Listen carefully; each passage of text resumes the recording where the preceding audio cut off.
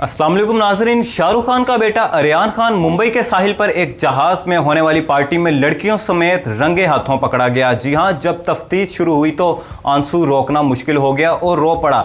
आर्यन की गिरफ्तारी के बाद मजीद कौन कौन से लोग पकड़े जाने का इम्कान पैदा हो गया। सिक्योरिटी खदशात की वजह से अदारों को किंग खान के घर आने से मना कर दिया गया। बताया गया है कि छापामार कार्रवाई के दौरान नारकोटिक्स कंट्रोल ब्यूरो को मंशियात भी मिल गई थी और शाहरुख खान का बेटा मौके पर मौजूद 2 से 3 लड़कियों समेत कई लोगों को तहवील में ले लिया गया। शाहरुख खान का बेटा दुबई और बरतानिया में अपने क्याम के दौरान मंशियात इस्तेमाल करने का भी एतराफ कर चुका है। यह भी बताया गया है कि वो 4 साल से मंशियात इस्तेमाल कर रहा था। बेटे की गिरफ्तारी के बाद अब शाहरुख खान खुद भी मुश्किल में फंस गए और अच्छे बच्चे की तरह तफ्तीशी अदारों से मुकम्मल तावन कर रहे हैं। ये भी इतलात हैं कि इन्होंने तमाम सवालात के ज़ुबानी जवाबात देने के अलावा 4 सफ़हात पर मुश्तमिल तहरीरी जवाब भी जमा करवा दिया है। एनसीबी के हुकाम ने बताया है कि केस में मजीद तहकीकात के लिए सब कुछ मौजूद है। नई गिरफ्तारियों का भी इम्कान है। मंशियात फराहम करने वालों को गिरफ्तार किया है। इन गिरफ्तारियों के दौरान हमें केस के ताने बाने डार्क वेब और बिटकॉइन के साथ जुड़ते हुए दिखाई दिए हैं और डिजिटल करेंसी में भी अदायगियां होती थी। अब यह केस मजीद संजीदा होता जा रहा है,